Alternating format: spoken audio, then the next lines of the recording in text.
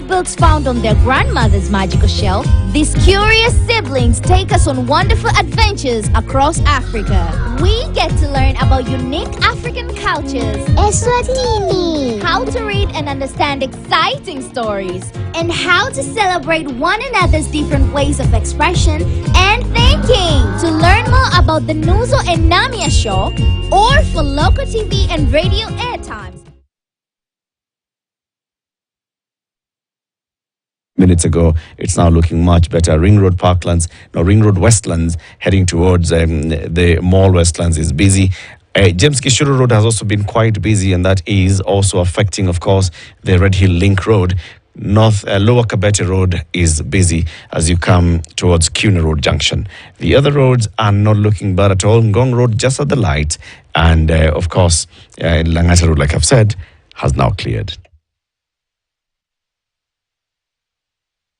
Mature, intelligent talk every morning. Spice up yourself.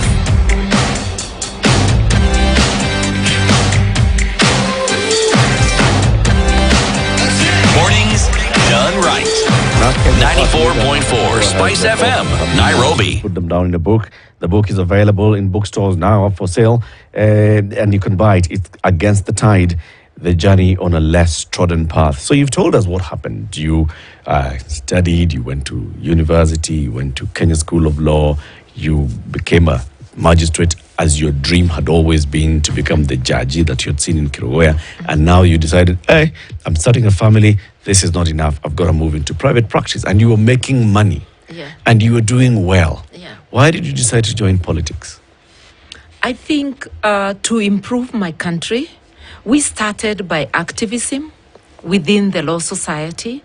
I became a council member of the Law Society, and we are, holding the government to account, and especially on matters of rule of law and human rights. And I realized that just like I had in the Law Society activism, realized that it's not enough to complain about what is not being done. It is also important to enter there and do what you think should be done. So I was seeking to be a part of the solution. And I went to Parliament and continued to practice law. It is my legal practice that supported my politics. Just like being a magistrate or judge was a poorly paid job, when I went to Parliament December of 1992, my total salary was 5,000 plus allowances. 5,000 what? 20,000. 20,000 was the salary of an MP. The actual basic salary was 5,000. The rest were allowances, totaling now to 20,000. This is 30 years ago. Yes, so it is my legal practice that supported my politics. I could attend 2 harambes in a month, giving 20,000 in each, which is double my pay. That 20,000 they were paying me was not barely enough for the house I was living in. Not to mention fueling my vehicle, educating my children, maintaining me. So it is my legal practice that anchored my politics until the pay got better. And the pay really got what you'd call better 10 years later, when Kibaki came in and when the report by the Olowaringo Committee was actualized, and pay for Parliament was improved and a Parliamentary Service Commission instituted. That is not to say that we stayed on 5,000 for the 10 years. There were improvements, and by the end of the 10th year, the salary had gone up to about 350,000. Yeah. Something that I find interesting. Yeah. When you first stood, who were you standing against? I was standing against Geoffrey Kareithi, the late Geoffrey Kareithi, my father, and he was a former head of the civil service. And we come from the same Kimunye village. So I'd seen him as I grew up. I was friends with his youngest daughter. We were in primary together before they moved over to Nairobi. Yeah. So you were taking on a former head of the public service. Yes. What gave you the gumption? What gave you the courage to feel that you could actually take on? Because this was not a small person. Listen, I was already on the national stage as a leader within the legal profession. We were already taking on the powers that be on matters of rule of law, administration of justice. I was already a household name in Kenya because of the work I was doing. I felt equal to the task. It never occurred to me that I was biting more than I could chew. And I went to campaign with all the confidence and bravery of a youth.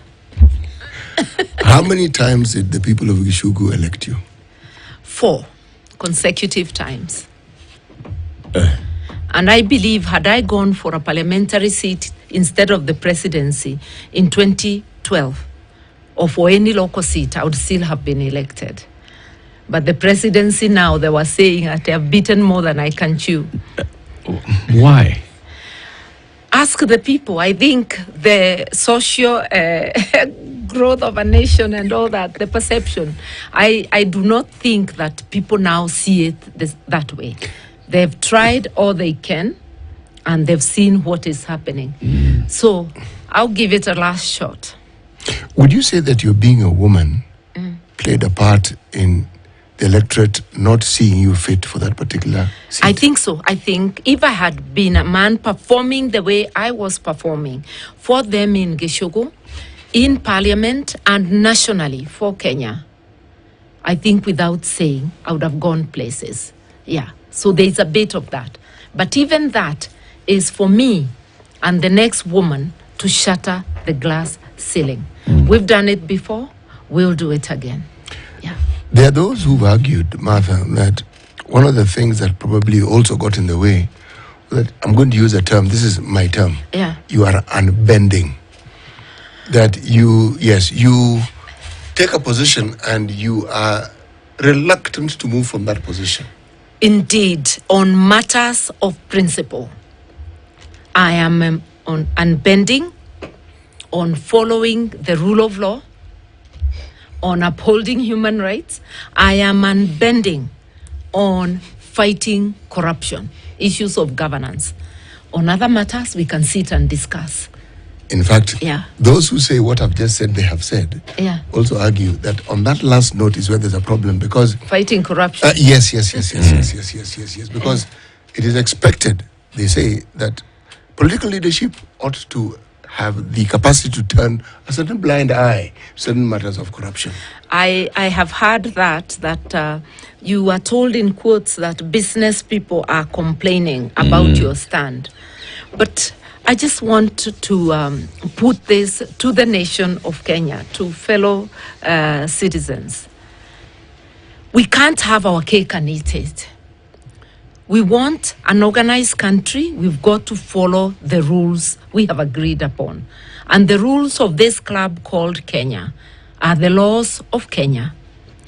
You start by bending a little. You'll end up with the impunity that is in Kenya today.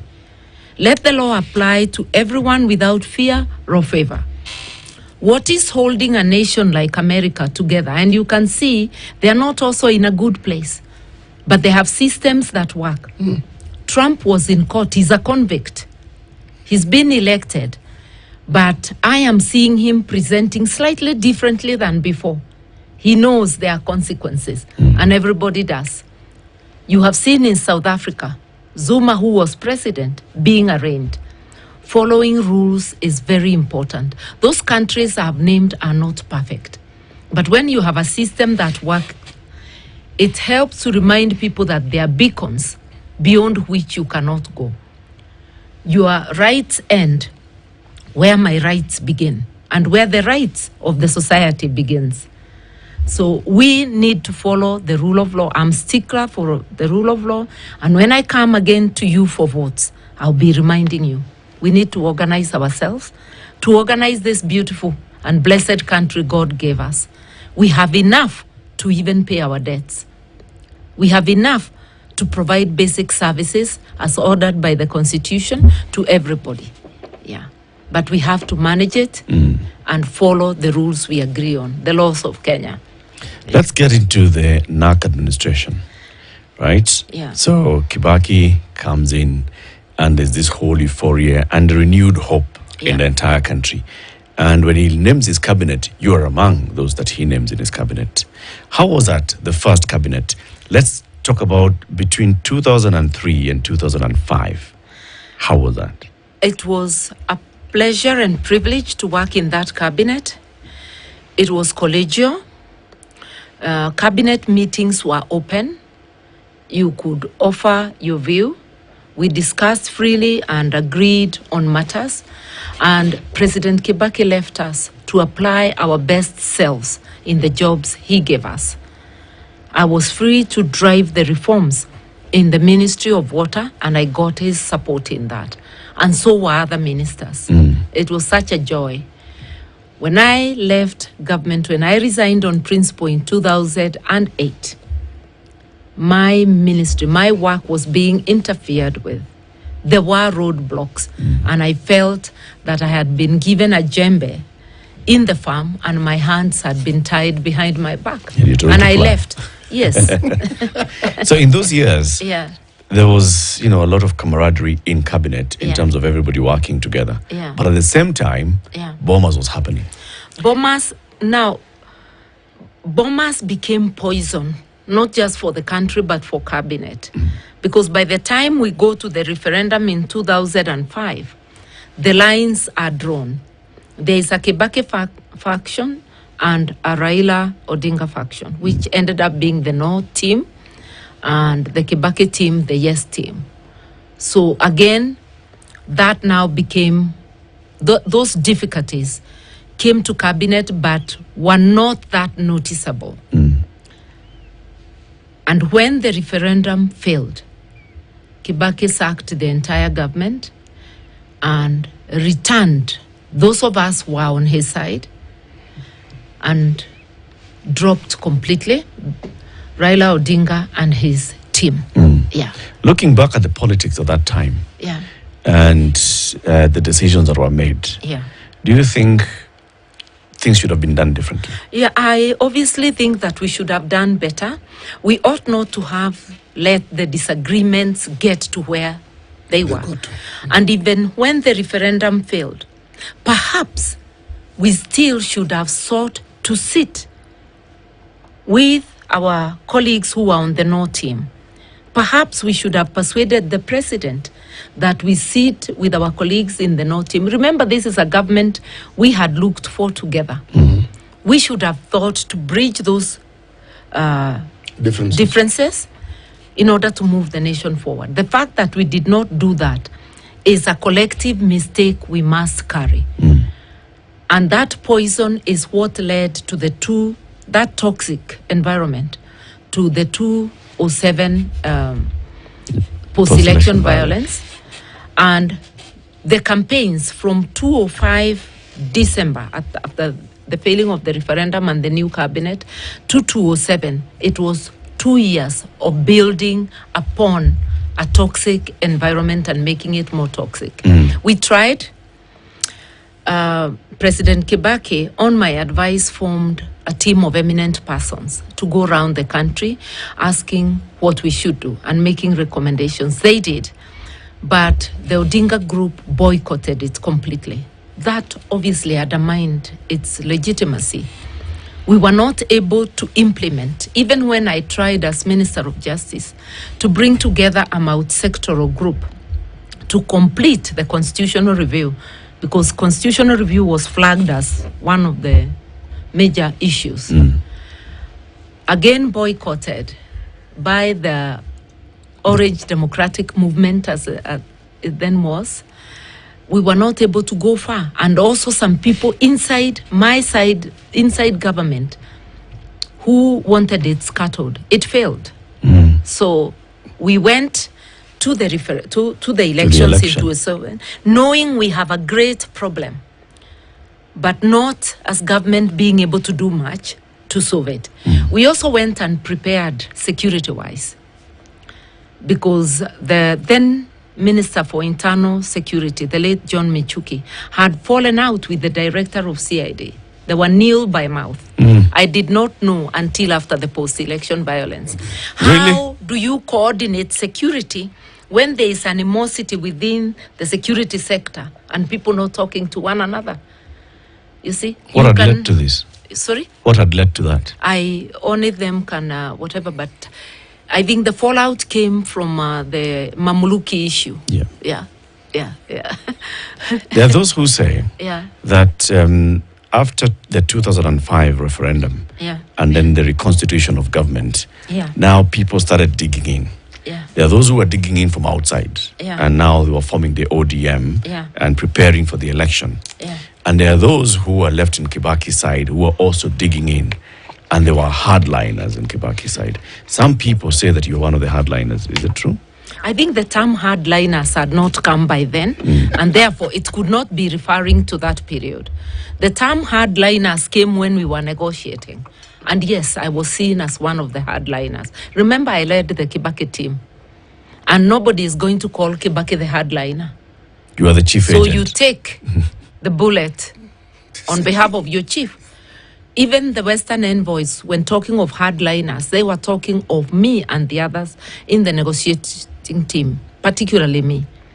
But was I the principal in government? I was negotiating on behalf of a principal aside. So you go on instructions. But I learned diplomacy is also deception. Even when you know a truth, you put it in the way you want. So the sugar coating, because Kibaki will not be called a hardliner, Karua will be the hardliner. But I'm not negotiating for my government. I'm negotiating for somebody else to whom I report and who must sign what I negotiate. Martha. Yeah. Are you saying that you are purely just acting on instructions here? Yes. By the way, I used to personally report to him every morning before going to the talks. And sometimes I would go with my entire team. And one issue which was making us be called hardliners is the issue of refusing to anchor the agreement in the Constitution. He had said no way. He wanted to accommodate Raila and his group in government, but he wanted to be able to appoint and fire, just like before. But Raila and his group, having been fired in 2005, were not going to take it that way. They wanted it in the Constitution, and they won. It ended up being in the Constitution, but we did not agree to it because our instructions were not to agree. So when Kofi Annan realized that he will not get a yes from us, we agreed on everything else, and he said the remaining issue is for the principals. So he went, sat with Kibaki, Raila, and in the presence of Jakaya Kikwete of Tanzania. And lo and behold, they agreed. That's when he escalated the matters to the principals. But that one issue. When you were taking instructions from your president, because you've said before that this is a president who would listen, who would allow people to actually come and even do something. What were you advising him on this particular matter of anchoring the coalition, the agreement in the Constitution? We advised him properly. We agreed to the coalition government. And I think when I look back on it, Kibaki must have, in the back of his mind, realized that he had to accommodate Raila and his group in government. Why? We had a hung parliament, half-half. It becomes very difficult to administer. With his years of experience, he had foreseen he will accommodate them. Remember, he had appointed only half cabinet. I asked him why he's not completing the appointments. Akaniambia, wewe ngoja, you know? So he knew where in this would hindsight, he knew. So he gave us free leeway, even when we made suggestions on how the coalition government would work. I helped him to craft what role the Prime Minister would play. And of course, we went and strengthened this with the group. Orengo advising Raila on the other side. Everything else we were able to agree, to advise and agree. But he didn't want the matter anchored in the Constitution. And he later personally agreed to it. And those who want to research, you can research. There's a time Kofi Annan had announced that there will be a coalition government. And he announced before we had agreed. I issued a statement saying we have not discussed it on the instructions of Kibaki. But Kibaki was so livid on the matter that even after I issued a statement, he himself issued his own statement from State House on the issue. So that was a no-go zone for him. How they got him to agree on a face-to-face meeting, only him could have told. And maybe that's what he wanted. Maybe he wanted this one. This is a matter that only I can decide, and you must come to me. Even that is okay. He was able to agree. He was the principal. Okay. It was his government. But Martha, aside from just the advice, I know we're running out of time. Kibaki must have other people he was talking to, people he listened to. These leaders tend to. Yeah. Were they in agreement with what he was suggesting? Or those people would not even have been in agreement of anchoring it in the constitution or even having a coalition government. In the first place. In the first place. You see? But Kibaki was an agreeable person. Yes. Yeah. And I am glad that he decided to tackle the last and main issue himself. Because then you get everybody unfairly telling you are the one who seeded government. Yeah. Because every evening there are members who would tell us that we are giving in too much. Because statements used to be issued on how much we have agreed. But all the time, Kibaki was in the know and giving us a go-ahead. Finally, you've got to address this because at least you've written it in the book and now the book is out there. Yeah. Every time you come here, Martha, Yeah. there'll be people who come and say, yes, she's the president we need. Yeah. Yes, she's the president we've not heard. Yes, she's done a good job. Yes, she's resolute. And then there will be many others who will say, I still remember the swearing in of Kibaki at night and Martha was right there in KICC and going all the way to State House. You've got to address this. Do you feel that you played a role in that nighttime swearing in of Kibaki? I played a perfectly legal role.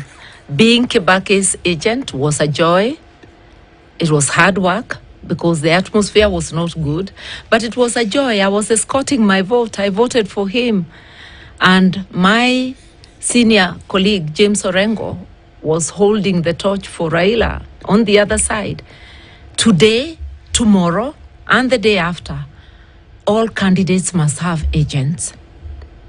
Once a candidate is announced, now our constitution gives the procedure for swearing in, and it's after the court cases.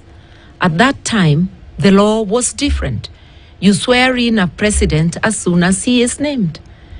And Kibaki was sworn as soon as he was named. And 5 p.m. was okay. There was no hindrance. A working hours or daylight is 6 to 6. The cocktails went into the evening. He was sworn in, and I would want any reasonable person to tell me whether when their candidate is announced a winner, you dispute your candidate's win or do you celebrate? I've got to ask this one. Yeah. The events leading to that, Yeah. there is a lot of acrimony at KICC Yeah. throughout that day. Even at a point where Kivoito is like, I don't know where my agents are. I don't know where my people are. That I'm was waiting, the previous day. I'm waiting for them to come. Then on this final day, there's all these back and forth at KICC. You on one side, Orengo on the other side. We are seeing them up and down. Orengo, Ruto, Right. because Ruto came Yes, with a Ruto bundle of also papers. appearing there as well. And then blackout. Which blackout? Media blackout. Media blackout. Yeah. Right? Yeah. And the next thing is Kivoito in his office and announcing this is the results. And the swearing in.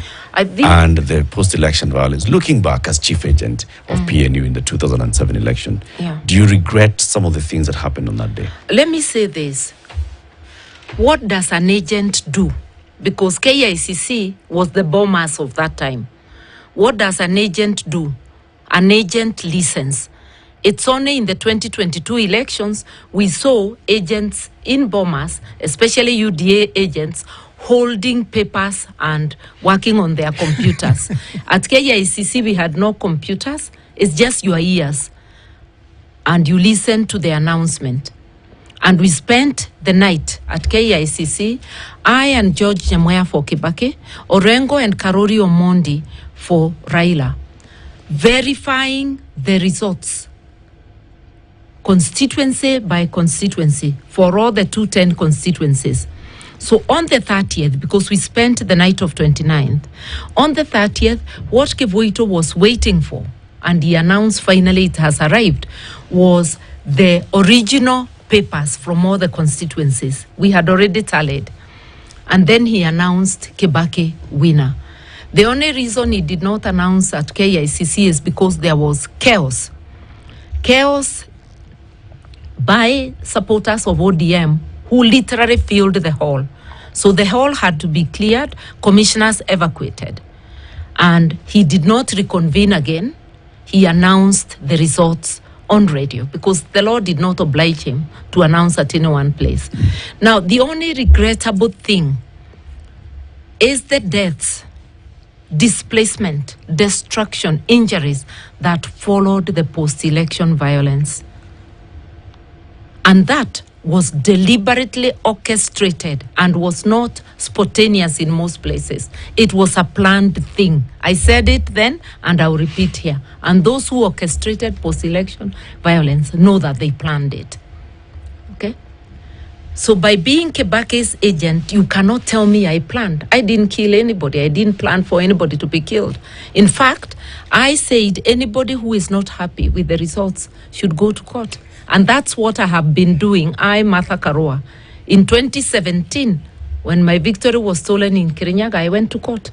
In 2022, when our victory was stolen at Bomas, we went to court. We may not get the results we want, but we went to court because it's the acceptable way of resolving a dispute. My brothers who planned the post-election violence, and maybe a sister here or there, take your responsibility. Stop wiping off your hands on Martha Karua's skirt. That's why nobody has ever brought any credible evidence. That's why I'm not part of those who went to The Hague. If there is evidence even today, criminal cases have no expiry date. I would love somebody to bring evidence of any wrongdoing. I do try at all times to follow the rule of law. Okay, finally. Yeah. The next presidential election, you want to be on the ballot. Yeah. Okay. To compete with others who will be there, because all positions should be competitive. People can agree on a joint candidate, but after serious competition, nobody should have it on a platter. And it is idle to say this early, that so-and-so is the agreed candidate. Yeah. All right. Martha Karua, now Kenya Party leader, thank you very much for joining us. Where can one get this book? I think the link on how to order is on all my social media sites, Twitter, Facebook, Instagram. And I know that bookshops will start storing the book today. And I'm told Nuria Bookshop is ahead and will be having the books today. Great. Yeah. My journey on a less trodden path against the tide by Martha Karua has been our conversation today with Martha herself. Thank you very much for joining us. Asante sana. Right. Yeah, thank Lydia, you for do we having have, me. is Aseto in the booth to read the news? No. All right. So we'll just read this one straight away and look at what else is happening. It's 6 minutes after 9. After this, we'll get into a conversation about 16 days of activism against gender-based violence. It's 6 minutes after 9.